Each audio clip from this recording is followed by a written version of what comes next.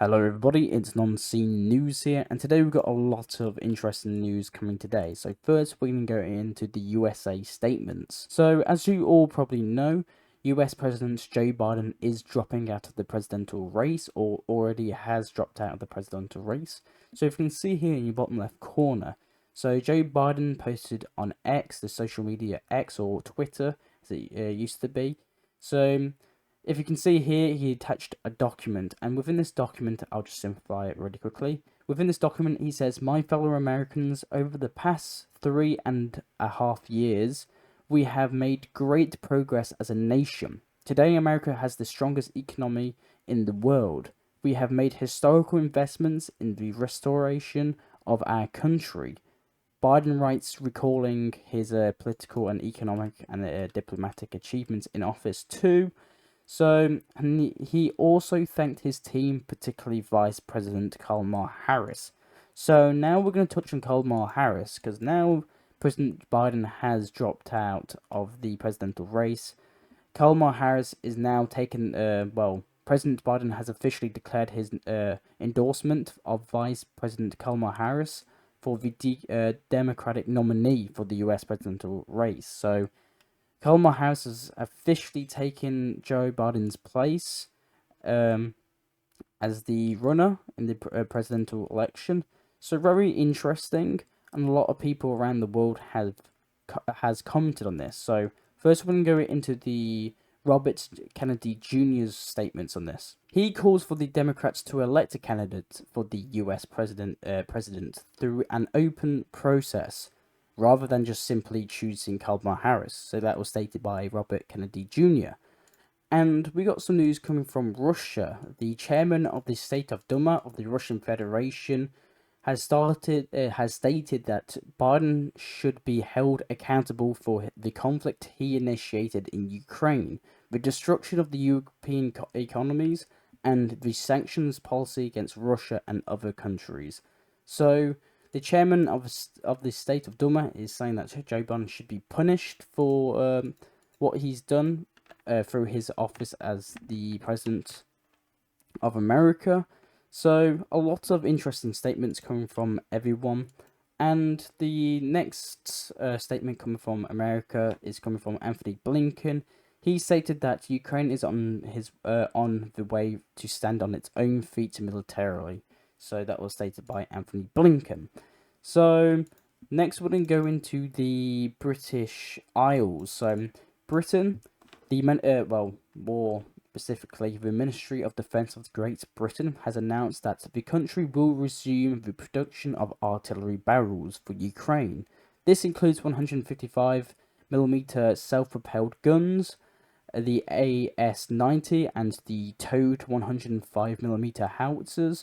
The L119 Sheffield Forgemasters, as a British company known for producing some of the largest and technically complex casts and forged steel parts in the world, will assist in this production effort. So a lot of people, as I just stated, the company is now working with this. So Britain is now looking to manufacture these artillery barrels for Ukraine, and they should probably start heading to Ukraine soon. So now we get news from the Slovakian Prime Minister, Robert Fico. So the Slovak Prime Minister, Robert Fico, has actually criticized the Ukrainian decision to include the Russian company Lukoil to its sanction list during a phone call with the Ukrainian Prime Minister. So pretty big news. So I'll just go over what he is talking about. So if you didn't know, actually a Russian pipeline actually goes through Belarus, through Ukraine, and supplies Hungary and Slovakia with Russian oil. Well, the company Lukoil. So Ukraine has actually sanctioned this company. So it's sanctioned the pipeline that gives Hungary and Fico oil. So now it's increasing tense relations between Ukraine and Hungary and Slovakia. So we'll see what happens here. But it seems that Hungary and both Slovakia has criticized Zelensky because of this. And we got news coming from Ukraine.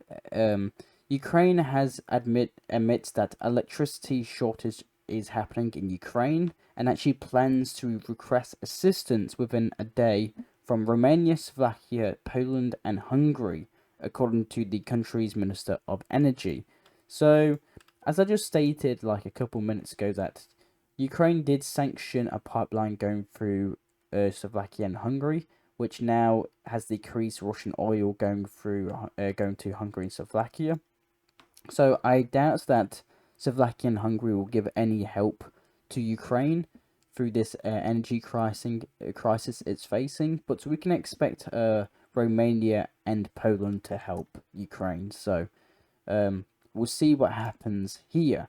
And probably one of the biggest updates today is that apparently there's been some Greek and Turkish border clashes. So according to some reports we got, Saturday afternoon, a Greek border guard was shot while patrolling a remote area near the village. So the village was located here. So the shots came from across the border, and it's not yet known who shot the guard. The case is being investigated by the Greek authorities. The guard was not seriously injured and is being treated at a local hospital. So it's unknown if if the Turkish army did this, but we'll get news about that more later. And this kind of goes in hand with the thing that's happening in Cyprus. So Turkey is now considering to build a naval base in northern Cyprus.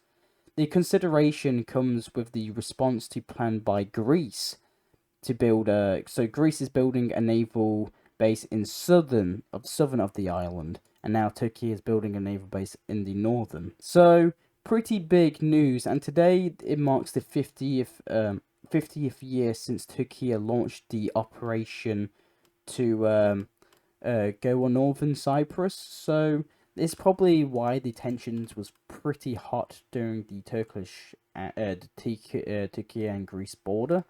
Now we got news coming from Erdogan, the president of Turkey. So he has stated that European officials are exploring ways to remove Hungary from the EU presidency. Now we're going to go into the Ukrainian updates. So Volodymyr Zelensky has announced that a Patriot air defense system from Germany has arrived in Ukraine. He also stated that Zelensky he is ready to negotiate with Russia, and the Kiev mayor has actually stated that Zelensky will have to hold a referendum to achieve peace in Ukraine, said the Kiev mayor.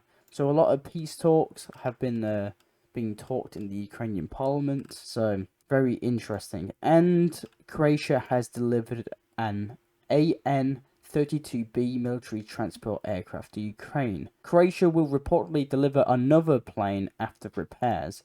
So we don't know if it's the same one or maybe a different one, but we're still unsure about this. We've got some Putin statements that Putin has sent its congratulations to Assad on the occasion of the 80th anniversary of the establishment of democratic relations between Russia and Syria.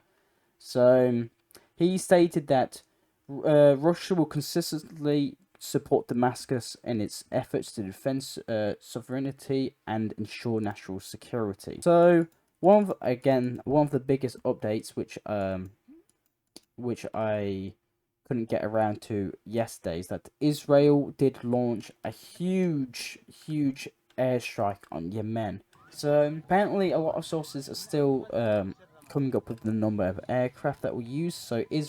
So some sources are saying that Israel used 20 aircraft, mostly F-35s and F-15s. Some sources are saying 12 Israeli aircrafts participated in this airstrike.